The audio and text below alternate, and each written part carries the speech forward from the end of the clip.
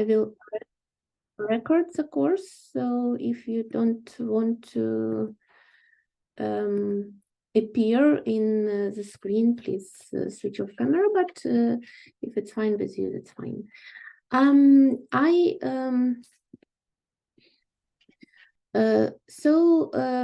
We start today the second part of the course, which is devoted to comparative studies and comparative cases in developing of gender issues under the Russia's war in 20th century. And today I have a pleasure and honor to have a lecture developed together with I'm Svetlana Babenko, and I co-coordinator of the project and the course that we are having now. And I work for this project in Lund University, but also I was a head of double degree program with gender study between Kyiv Taras Shevchenko National University and Lund University. And currently I work at Malmö University, also predominantly because of the war. And my co-author and co-lecturer for this lecture is Dr. Alexandra Deineka, who is my colleague from Kharkiv Karazin University. And currently, and also because of the war, she is working at Oslo Met, Oslo Metropolitan University, but also she continues teach at Kharkiv University. Unfortunately, today she will not appear as she is flying from Portugal to Oslo because of her academic assignments, but we prepared this lecture in cooperation. Today our topic is about gendered workforce migration and refugees from Ukraine in receiving society. In focus are Scandinavian perspective. And we developed this lecture in comparison between Norway and Sweden, as it is really good example of different strategies and different outcomes as a result. To start the topic, I would like to refer to the topic that you had already in theoretical part on theoretical frames and theoretical grounds for my current lecture is how to use intersectional analysis in rethinking of war-forced migration, and also how to apply it to war-forced migration and refugees from Ukraine, as based on the literature that emerged, especially after the war migration crisis in Europe in 2014-15. It's mostly devoted to Syrian migration and other countries from east to western societies, but in Ukrainian case it's a little bit different case and different institutional regulations, but how intersectional analysis works exactly in this context. So just to remind you from the theoretical part that you had already, that core idea of intersectional analysis as methodological approach is to see cross-section of gender, race, class, which matters simultaneously for inequality and discrimination. And not only these three parameters, but these three are basics, and also to look a little bit around what was developed, what was studied in this topic within the frame of refugee studies, and how this intersectional approach was applied. I would like to refer to the works of gendered approach in Syrian refugee crisis, and also several works that are done on looking for intersection of different parameters or domains, as they are called in intersectional analysis. So first, it is important to see in refugee studies what is demographical balance and also what are the institutional regulations and how they work with how gender shapes the opportunities, experiences, and governance in gender responsiveness as part of policy of inclusion and integration that European societies provide within the frame of exception and hosting of refugees. And the main outcomes from the research says that all these parameters, class, gender, race, and other parameters really matter in first of all, in Syrian refugee crisis, as it's important to see refugees as not homogeneous group. And it's important if full families comes or predominantly men comes or men or predominantly women with kids comes. So it's really changed the perception and policies needed to be applied, both in labor market integration and also social services that have to be introduced. Also culture, religion, and lifestyle make a big role here. And also there are two more works I would like to point out here. It's vulnerability of vulnerable groups like kids and people with disabilities, and also people or women without primary or secondary education that who needs to have more efforts to be integrated and adapted into the situation, as well as poverty and jobs in so-called migrant sectors, which is very often in conditions of having no language and multiple dependencies in situation of refugee, and especially when it is non-registered refugee, it is a big part of gray and black economy, and also hard exploitation of people who are in critically difficult situation in their lives. So it's increased risk of violence, human trafficking, and forced prostitution, and so on. So these vulnerabilities are important to have in mind when we take intersectional approach in war refugee studies, and in order to apply this approach also for Russia's war refugees from Ukraine in European countries, and in particular in Nordic countries. I mean, first of all, the focus of our studies is Norway and Sweden. We can see that it's really important to check how gender, class, age, ethnicity, and other parameters are intersect and work together in increasing vulnerability, inequality, and discrimination in different domains of societies. What is different in refugee studies of Syrian migration and other refugee from other war conflicts and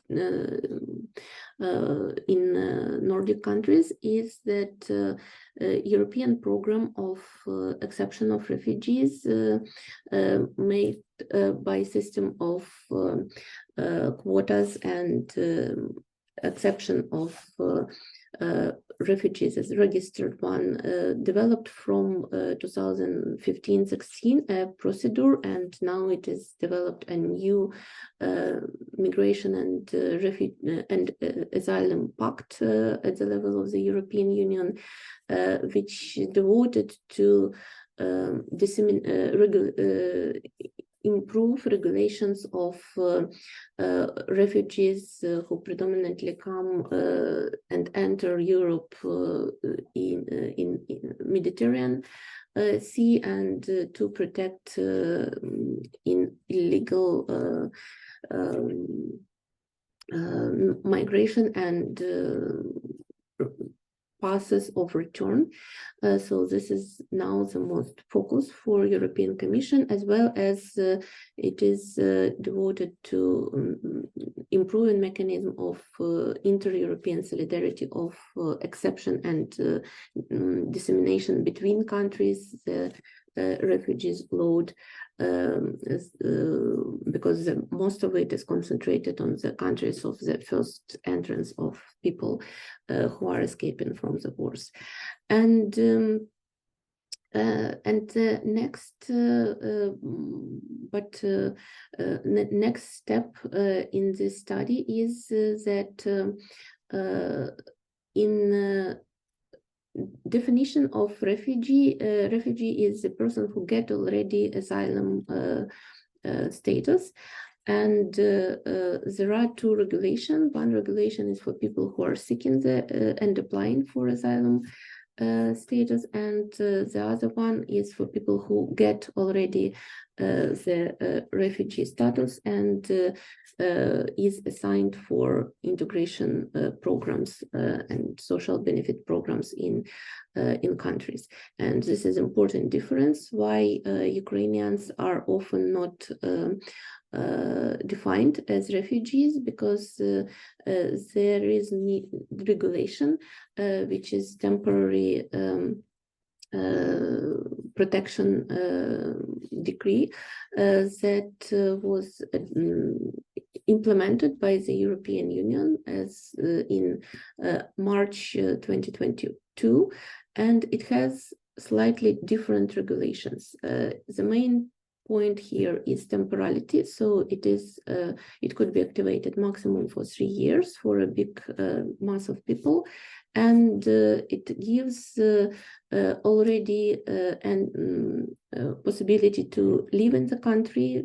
Also, it is possibility to move around European Union, and also to get access to labor market and to social benefits. But this temporary protection was country specific. So each country could give specific conditions based on this general temporary protection directive, and how it differs in even in two neighboring Nordic countries we'll see today.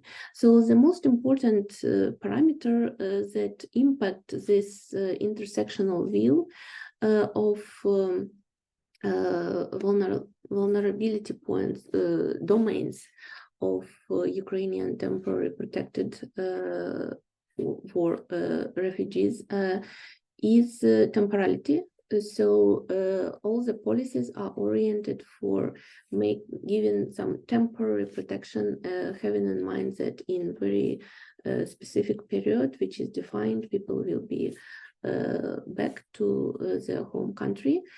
And it gives limitations and opportunities that that are specific. So by the statistics, In Ukraine, at least 7 million of people estimated to leave Ukraine in 2022. And about 7 million are internally displaced together to that. So they moved from the war-torn regions or zones or front lines in the south and east of Ukraine towards the western parts of Ukraine. So the number of people who experienced refugee or internal displacement is about 12-14 millions of people, as estimated by United Nations High Commissioner on Human Rights. And for a country where it is estimated about 41 million of population, and if we consider without non-government controlled territories in Crimea, Sevastopol, Donetsk, and Lugansk region, it is more than 1/3 of population. Also, we have to count that about 3 million of people were estimated as labor migrants before February 22. So by this data, we can say that it's a huge amount of people who moved and are either abroad or in situation of internal displacement. And statistics that we have up to now, the latest data says that we have about 6 million of people from Ukraine who are registered for temporary protection or refugee status. Refugee status or asylum seeking is very rare, as very fast after the beginning of full-scale invasion of Russia to Ukraine in February 22. After receiving this decision of activation of temporary protection at the European level, Ukrainians are not suggested and to go with this long-term procedure of asylum seeking. And we have only 2% of war refugees from Ukraine who are getting this asylum status and status of refugee, and predominantly that are people from Donetsk and Lugansk, non-controlled by Ukraine or occupied by Russia territories, who moved to the EU before full-scale aggression. Also, we can say that because of the maritime regulations, the difference of Ukrainian war refugees is that it is predominantly women and kids in this population. So among the beneficiaries of temporary protection, it is about 46.7% of women, 35% of children who considered persons before 18, and 18% of men, and predominantly that are men who are above 60. So by these statistics, we also can see that countries where there are registered Ukrainian war refugees are it is mostly Germany and Poland. Also Czech Republic, that are top 3 countries. In Sweden and Norway, we can see that it's not as huge amount of people who are under the temporary protection comparatively to neighboring countries, but important thing is that it's a big amount comparatively to size of population in Sweden and Norway, because they have approximately 10 million of population, and for that this amount in percentage is quite big. It challenges the social system and in general, coming closer to comparative research, we can say that already now we have several research developed by international International Migration Organization, and also there was a comparative study done by FAFO. This is organization, research organization in Norway, Oslo, and this research was coordinated by Gyri Tildum. And it is a comparative study that combined survey and interviews done with Ukrainian war refugees and also state servants who employed in offices of migration agencies, as well as representatives of non-governmental organizations who organize support to Ukrainian refugees. So it was quite a big survey, and it was published recently in August 2022, and it analyzed the first year of exception and policy and consequences of strategies that these two countries applied to react to this forced migration crisis. And the important thing is that now we can compare two cases of Scandinavian or Nordic socialism or strong welfare states that applied very different strategies to Ukrainian war forced migrants or war refugees. If we look at Sweden, Sweden gives Ukrainian refugees rights as asylum seekers. So this is very limited rights that are applied to people who just made an application in the system and can wait up to half a year or year in getting the status. And in this temporary, so the most important parameter here is temporality. So this temporary status that give access only to emergency services, and it is not applied as an integration policy and don't give the full access to social benefits. Norway's otherwise give rights more or less equivalent to other refugees who got already refugee status.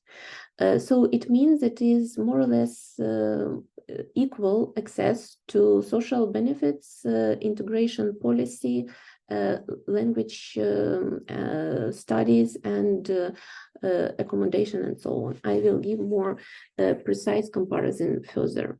And in consequences, it has a consequences both for individual level and societal level, and need to understand how these developments are proceeded in both of these countries. So in Swedish approach, it is limited economic protection and integration efforts, and in Norway, it is more extensive services, benefits, and economic protection, and which is a little bit more long-term oriented. So it's short-term oriented policy in Sweden and more long-term oriented policy in Norway. So if we look at economic support, and we have to admit that as we have by statistics and by practice, predominantly women with kids who are under this temporary protection. So the most important consequences is that they can be considered as single-person household and single mother's household, first of all. And even if they have their partners or husbands in Ukraine, the support from Ukraine from Ukrainian fathers to their families who are abroad is very limited. And it is rather the opposite direction of support that is organized by Ukrainian women to support Ukrainian military forces and their relatives who stay in Ukraine, because very often situation is considered that it is much more economically stable here comparatively to Ukraine under the war. But if we look at realities of economic situation of forced war refugee migrants from Ukraine, we can see this huge difference. So in Sweden, this asylum seeker package is about 189 euro, equivalent to 1,000 of Swedish kroner per month, which equivalents as 65 kroner per day. It's about 1 cup of coffee in espresso house and coffee shop, with even without a cake or something.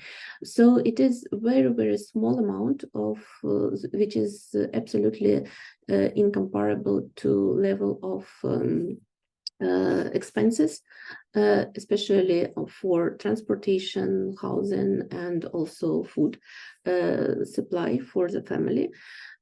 And as it is non-taxable income, which intended to cover food, clothes, and personal expenses, but it is this amount was fixed in 1992 in Sweden and didn't change over time without, so it was no indexation and inflation and so on and so forth counted.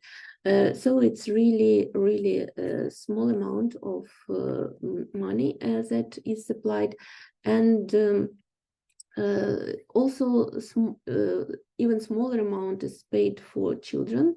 And in addition, Migration Agency gives a special grant by application to cover some other needs like glasses or winter clothes or winter shoes for one refugee.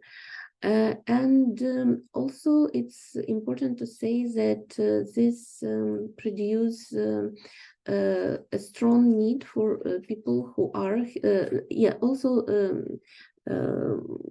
Migrant Agency supplies placement for accommodation if requested.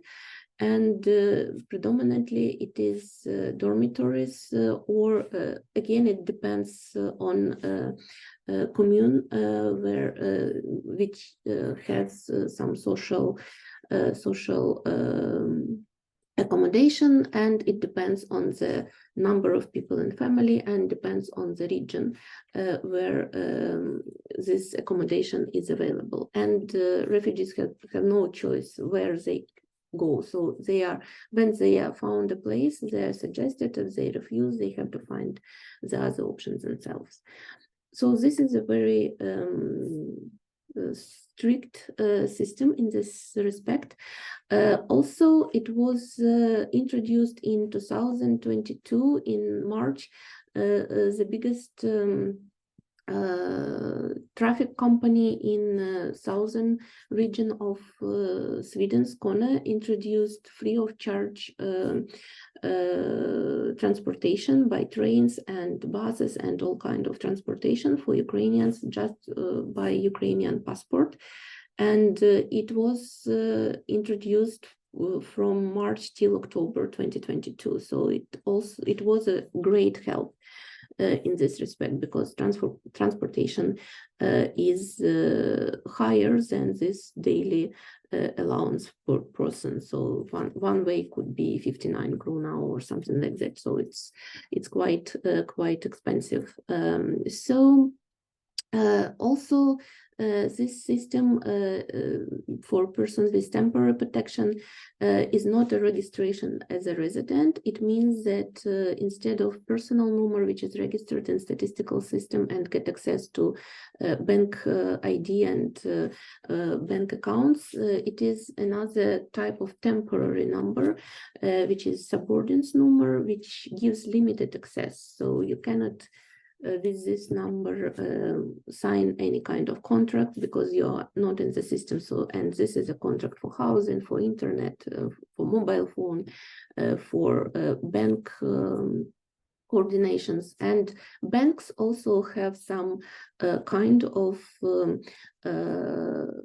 limited services, which is so people with temporary protection get bank account, and but this where they can receive this social support, but this bank account has limited functions, so you cannot pay in internet with this bank account, or so you can just pay with this bank card in the stores and so on. And for Sweden, which is very much a digitalized country, so it's almost no cash country, and almost country where all the applications, all the services that you have to that you can get, including medical services, are done within the system with this bank ID that is based on personal number, which is registered in tax office and so on.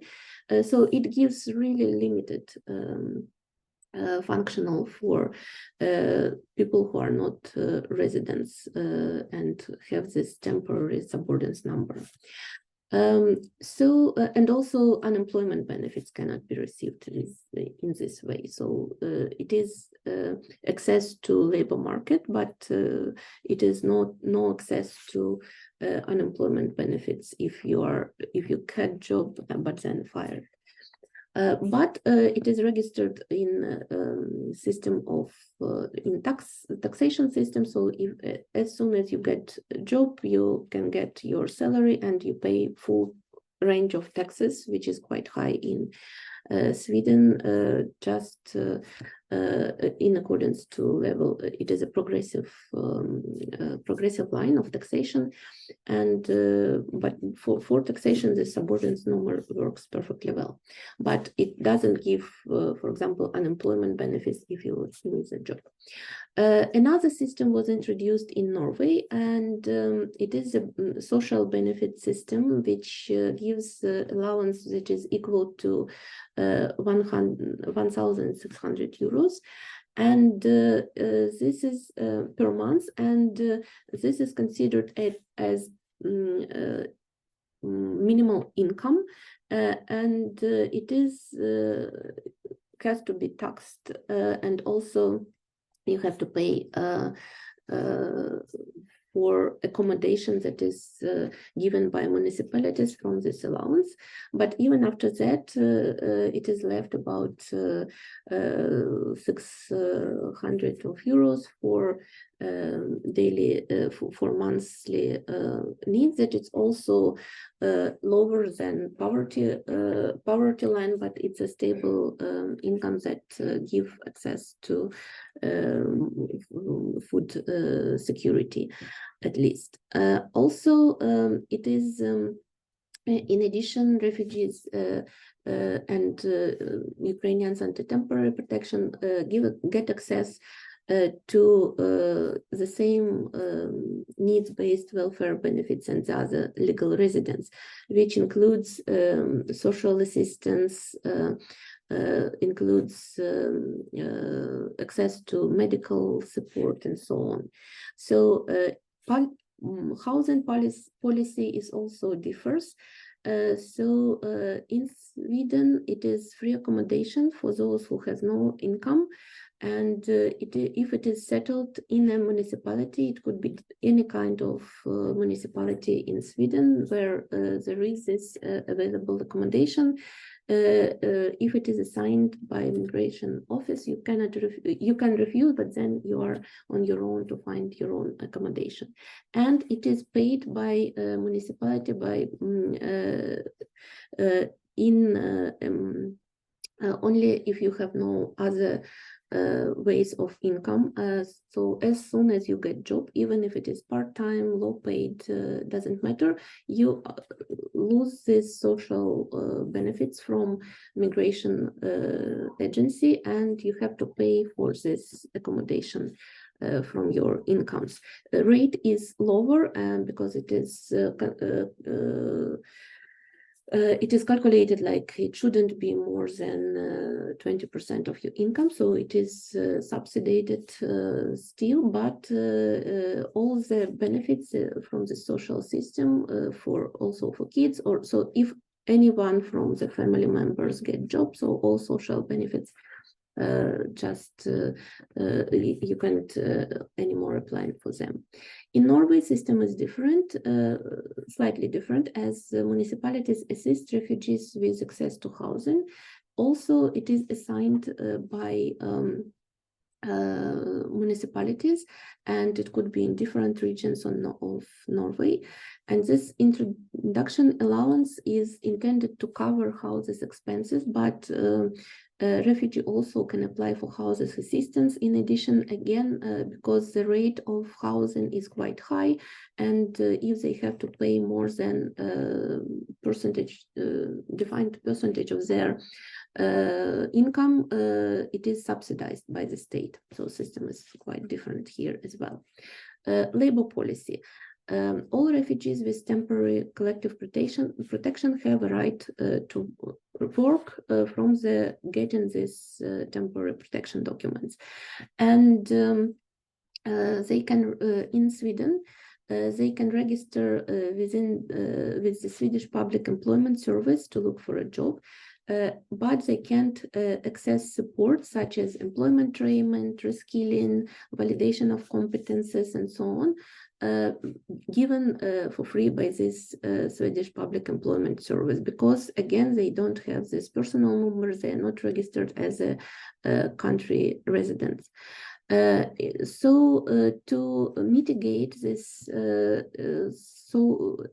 non-governmental organizations take an active part from March 2022 in support those who are seeking job and meeting employers and employees in given training and skilling in language, first of all, and then for some now already after a year, it is some courses for training and retraining. But from the beginning, it was like an access to labor market, but not supported by the state with typical for residents of Sweden policies. In Norway, situation is that also all the refugees have the right to work, and also it is as they have introduction program for refugees, which is for 6 months up to 1 year of language course and vocal training. So it is various forms of support and training available through Public Employment Agency of Norway, and it is included as a package of introduction and integration policy. Another issue very important in context of demographical and gender specific of Ukrainian war refugees, as predominantly it is women with kids and kids of schooling age. What is about schooling? Right to public elementary education is free of charge, but in Sweden it is no obligation. In Norway it is compulsory. So, and if you want your kids not to go to school in Sweden, you just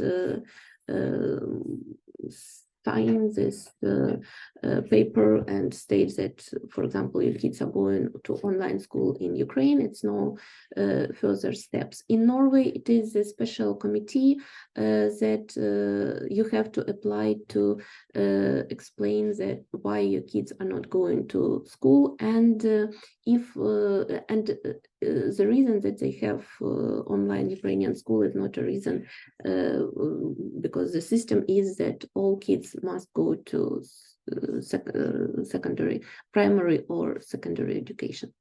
Also in Sweden, higher education is not available for free, so it is really class matters, and Ukrainians have to pay as the third countries students in universities. However, there are some programs of scholarships available from Swedish Institute and also from Erasmus program to support and give short-term scholarships for those who are admitted and selected by their academic records in Swedish universities. In Norway, Ukrainian war refugees under 25 have a right to upper secondary school, and university education is available for free if they are admitted and by the universities and pass the entry criteria. So also the difference is important. In the healthcare system, it's also important that it is limited rights as a third country nationals without residence in Sweden, and it is only emergency healthcare is available for very minimum sum of 50 kronas, which is about 4.6 euro for a visit. Also, migration agency compensates some medical treatment if it is you could apply for this as a package of grant to compensate, but first you have to pay yourself and then give the recipes and prescriptions to migration agency. So its system is very strict on this. And for kids under 18, any medical care is for free in Sweden, or for quite a reduced rates if it is dentist stuff. In Norway, Ukrainians have the same rights for health care as other registered residents, and free health care for children under 16. The main thing to enter the labor market is language, and in Norway, it is integration program that gives this language proficiency course, and it is up to 18 months and gives this so-called basic income for those who are in this program. So you can just devote a year of your life to study language and then some vocational training and then integrate to labor market. In Sweden, situation is the opposite. The Ukrainians have no right to get this integration course, Swedish for immigrants, SFI, up to May 2023. So full first year of staying in Sweden, they have some, again, it was compensated by non-governmental organizations and projects and language cafes and locals. So there were some attempts to make this more accessible, but also this when this course was introduced in May 2023, it gives no benefits together with that. So it is very intensive. It is 3-5 times per day for 3 up to 5 hours, like a full working day. But it does not compensate any kind of social benefits. So it means that you have to either live on this very minimum income, or if after the year you already have a job, it's really hard to make it together.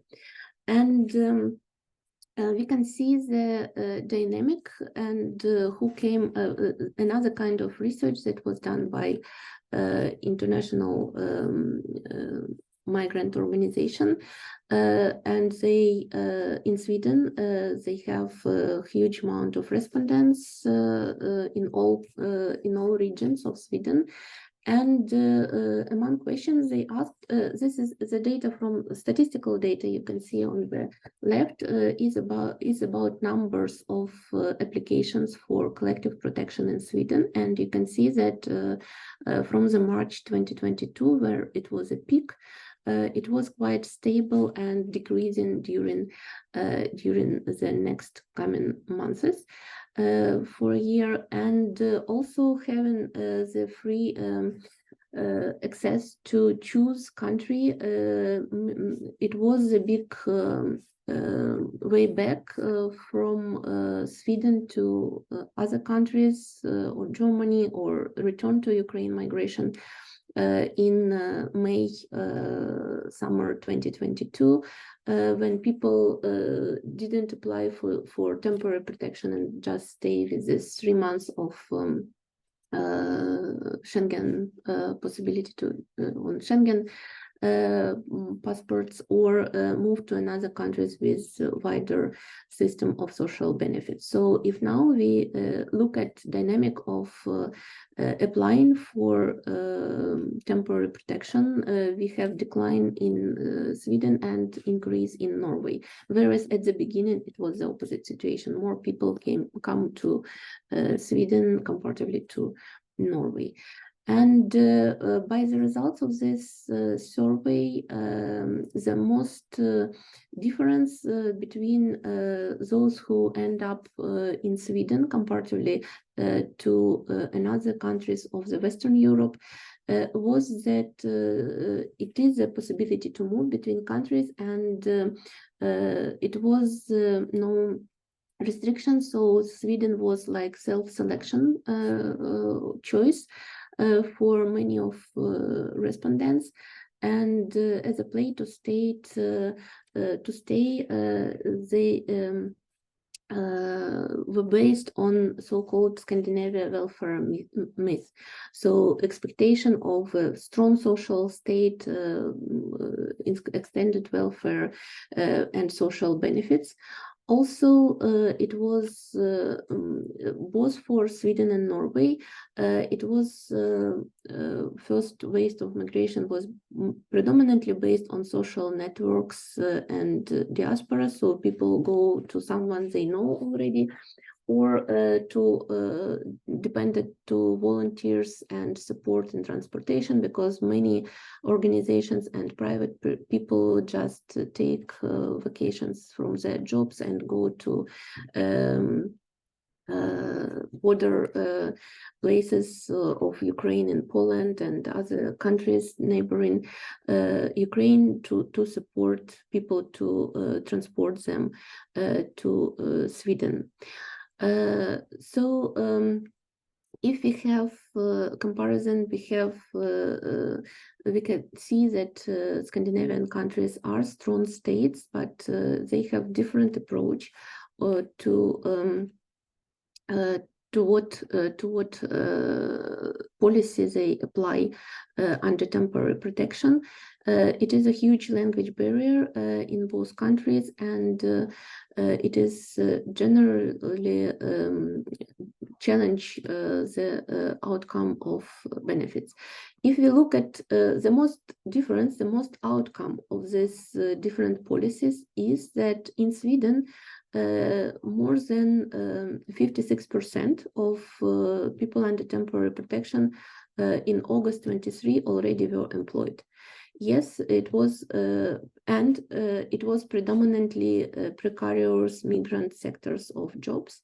You can see here the word clouds of comparison between employment of Ukrainians who were before in Ukraine before the full-scale invasion and fleeing to Sweden, and what kind of jobs they are applied now, and mostly it's part-time or temporary or seasonal jobs. And among all the respondents in this EOM research, about 88% were active in labor market before leaving Ukraine. And it's really, comparatively to other refugees, it's very highly educated, women much higher educated than men. It is about 65% of women who have tertiary, so university education, and 48% of men, and 3% has PhD. It is absolutely different comparatively to other groups of refugees in Sweden for all the history of exception of refugees.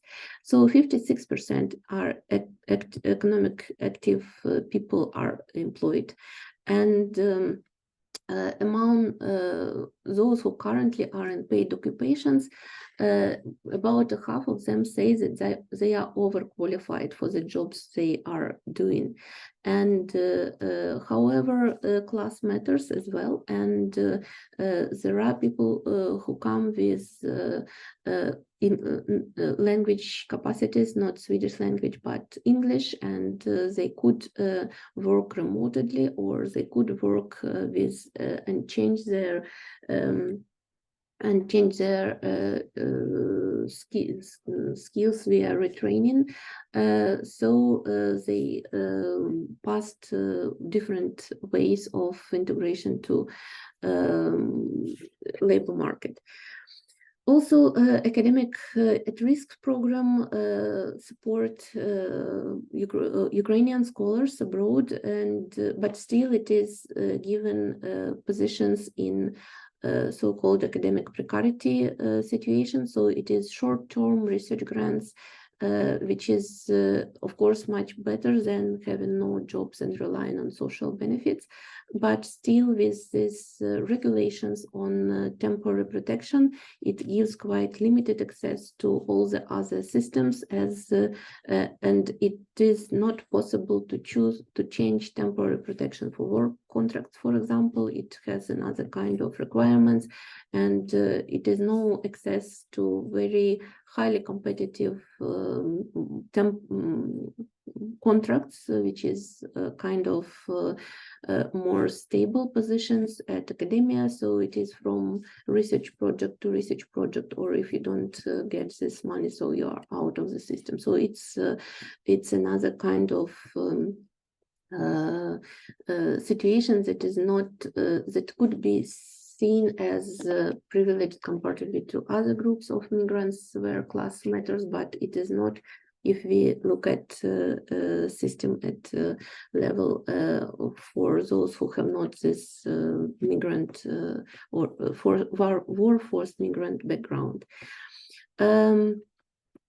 So after 2023, it is a lot of programs that assist Ukrainians to enter labor market, but also it is quite important to rely on local diaspora that supports a lot, and also by the data of this research in Sweden, it is found out that from the one hand, it is quite high level of reported discrimination that respondent said that they experienced. And most criteria is nationality, ethnicity, and language. And also a part of that is attacks from Russian-speaking communities against Ukrainians, and also it's quite often that Russian diaspora in Sweden or Russian-speaking diaspora in Sweden is much bigger than Ukrainian, and also much established. And it took a lot in participating to support Ukrainians in the beginning stages. And it's not unusual situation like in Gotland, for example, the head of NGOs that support Ukrainians is from Russia, and it's quite tough situation in language support, like translation for Ukrainians in different bureaucratic situations. So it is quite an issue here. Meanwhile, by the results of this research, as for now, 72% have intention to stay in their current locations in Sweden, and about 8% want to relocate within the Sweden, and 17% are uncertain to move to another country or go back to Ukraine is about 3%. So it shows that after the 1.5 years of temporary protection in Sweden, people have already quite a high level of adaptation, find some kind of jobs, and it also means that for many of them, Sweden was quite a rational choice in choosing the country, and it also important what is behind them in Ukraine. Very often the territories from where they come are occupied or heavily damaged. So it's also one of the reasons why they kids are at schools and past this first period of hard adaptation. And if the decision in 2023 was to continue this application of temporary protection in Sweden, it means that people have this decision more or less done. And only 28% think they will return to Ukraine when it is safe, and 19% state they don't want to, and they cannot in 18%, or uncertain 35%. Also, by this data, we can say that important part of this temporary protection is that more than about 40% use to travel to Ukraine and go back and forth. Mostly the reason is for medical support issues, medical needs, and also the most of people who find a job, they find it via friends or people they are accommodated with, and they cannot use this public employment service. Also, about 41% in Sweden have autonomous housing solutions.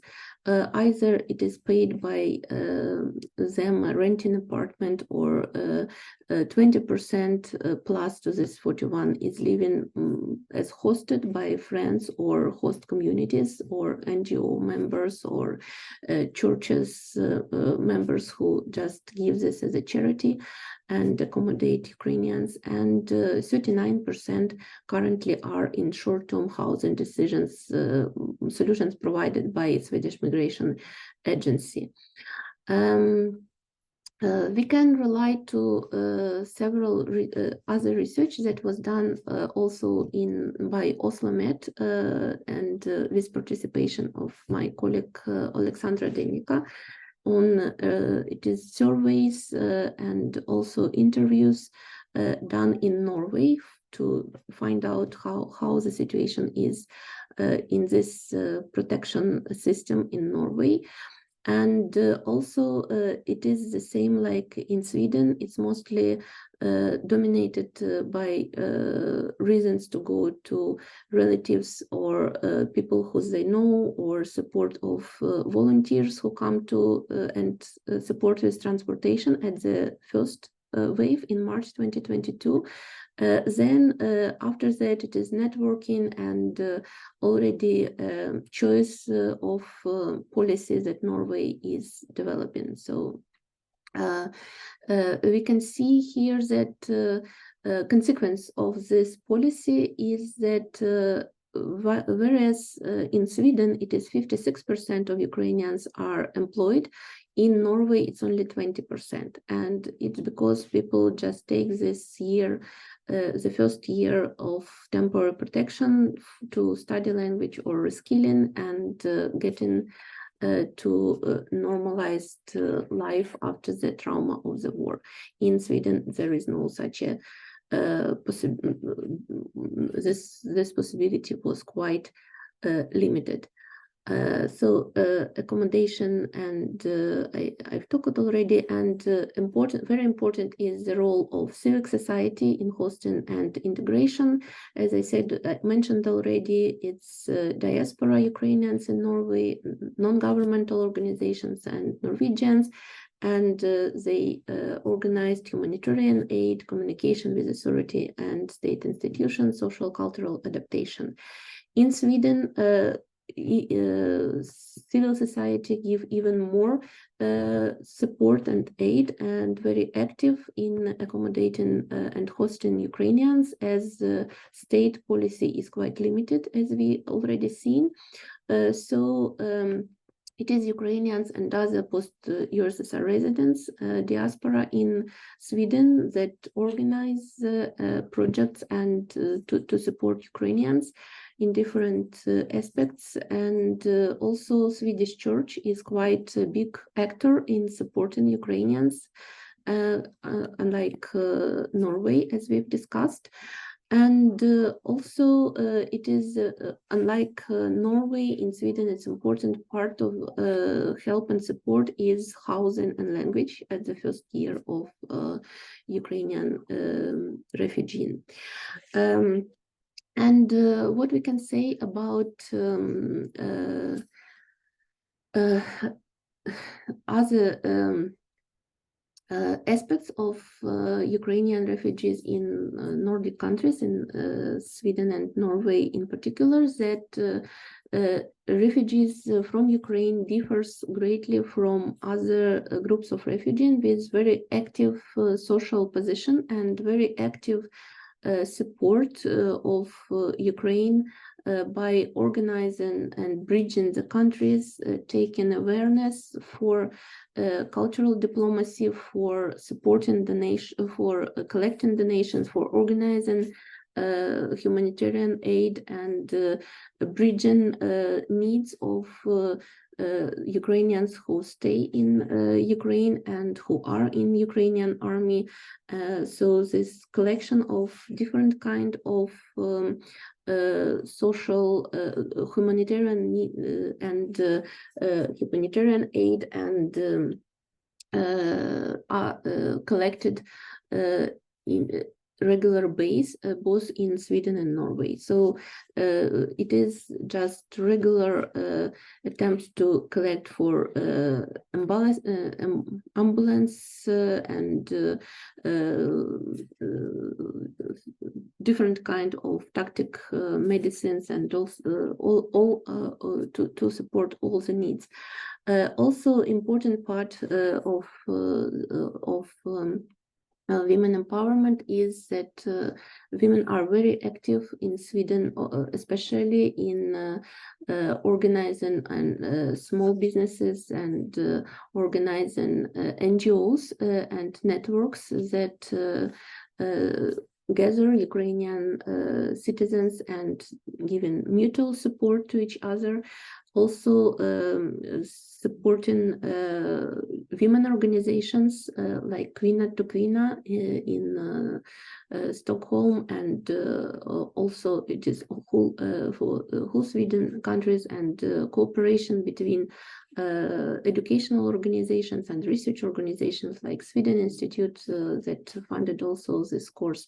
So this bridging and bonding activity is very active in in Sweden especially, but in Norway as well. It is the Nordic Forum that was devoted to organization of support of Ukraine to Ukraine from organizations and governments. We know that Swedish government is actively support Ukraine in military needs and training of military programs, and also the constant and active appearance of Ukrainians for demonstrations in support of Ukraine just regularly every week in most of the cities of Sweden, and participation in